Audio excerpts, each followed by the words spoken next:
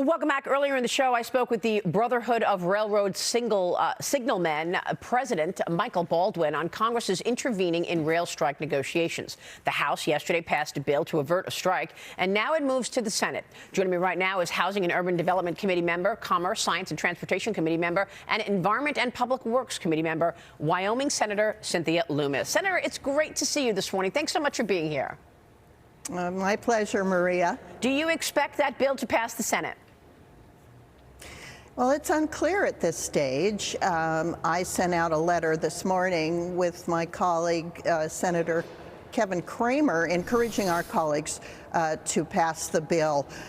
It's very important to our economy that we avert a rail strike.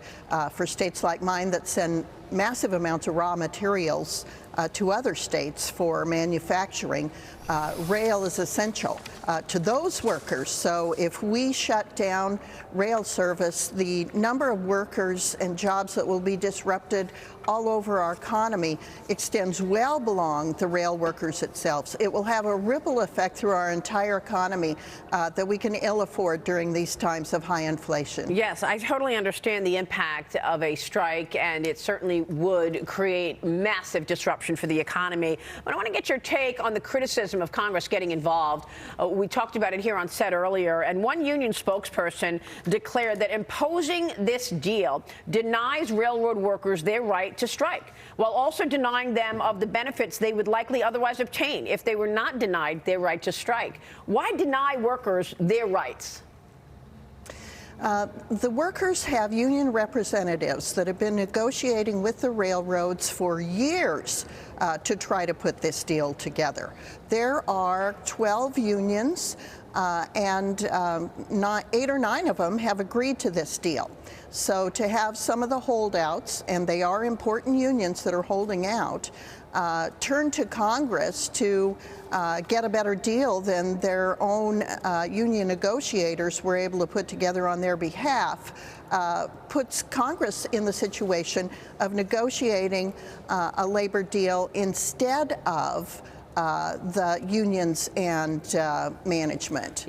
We're ill-prepared to make those decisions for them. We should just have them accept the deal that is on the table. Well, just to be clear, 4 of the 12 unions who rejected it, they represent the majority of affected workers, and they don't want this deal because they say they're deemed essential workers. They were deemed essential workers during COVID, and they're not getting the sick day that they need. They want 15. Do you think at the end of the day that 7 sick day proposal that Nancy Pelosi put in the House bill will actually make it? Will that pass? The 7 sick days proposal, I suspect, will not make it. You know, here's what appears to have happened. The union bosses negotiated higher salaries, 24% higher salaries, and left some of the sick days and work-life balance provisions that workers wanted on the cutting room floor when they negotiated this deal. So I think the workers' beef should be with their own union bosses who cut a deal that they're now unhappy with, and not rely on Congress to get them a better deal than their own negotiators put together. It's a great point. Senator, I want to move on to crypto. You've been working so diligently on potential legislation. I want to talk about that. Disgraced FTX CEO Sam Bankman-Fried claims that he did not try to commit fraud. He's embarrassed by his mistakes, but he messed up, he said during the New York Times Dealbook Summit yesterday. Here's a bit of that. Watch. I also, frankly, made a mistake that I feel pretty embarrassed to have made. I mean, a lot of these are, but I substantially underestimated what the scale of a market crash could look like and what the speed of it could look like. So billions of dollars have gone missing. What do you think happened? How did this happen? Well, I think that these were well-educated, sophisticated fraudsters. I think it's obviously fraud. So the Justice Department needs to get involved. There's a reason that they offshored most of these companies, 135 companies, in a sophisticated mess of businesses designed to obfuscate what they were doing. And what they were doing was rehypothecating, meaning lending over and over the same monies and then using customer funds to do their equity investing and their political contributions. This was just pure and simple, good old-fashioned fraud, and it needs to be handled through the criminal procedures. But if it's good old-fashioned fraud, why is he doing the rounds this morning? He was on GMA, he was at the New York Times Summit. Why isn't he in handcuffs? Is it because he donated $40 million to Democrats?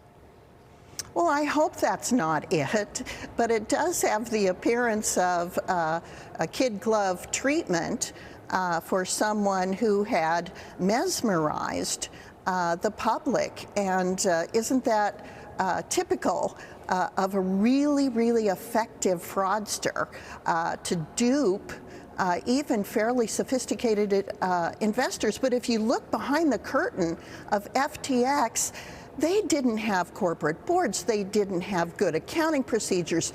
They were approving expenditures with emojis. They were living in the Bahamas in a compound where a lot of inappropriate behavior was going on among the workers, and absolutely no solid financial controls for a company that was dealing in billions of dollars with sophisticated investors. And so a lot of people were duped.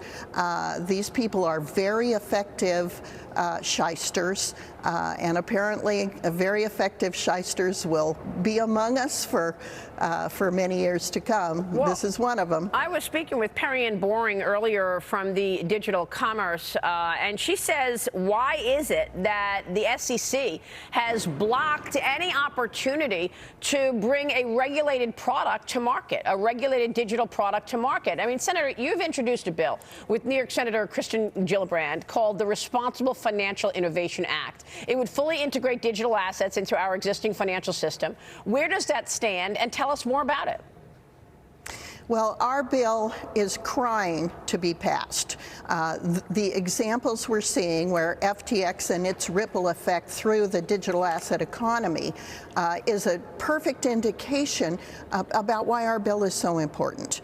Our bill would put commodities in the CFTC. It would put the SEC in charge of the largest number of digital assets because they look like securities.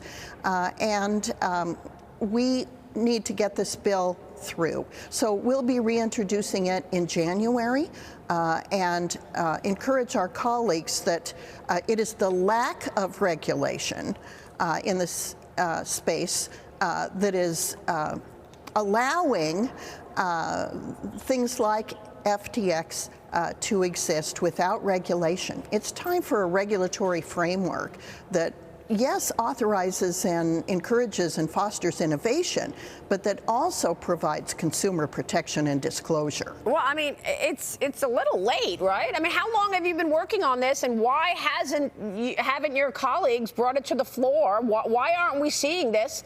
Is it because things like FTX and lobbyists were stopping any real legislation in terms of bringing a regulated digital product to the floor? Again, I go back to this question of he's donating $40 million to lawmakers and they're going easy on him.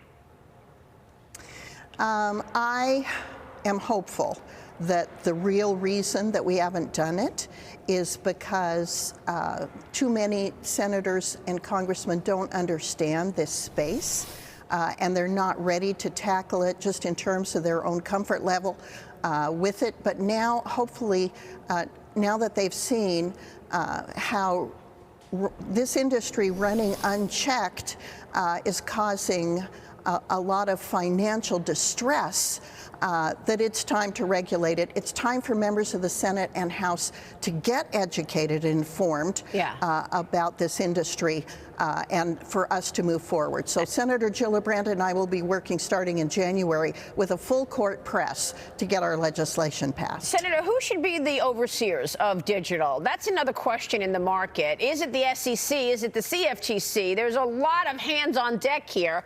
Who will oversee digital assets? Both. The Commodity Futures Trading Commission will definitely have Bitcoin, because Bitcoin is clearly a commodity. It is fully decentralized. And then other assets will probably be, in large part, at the SEC.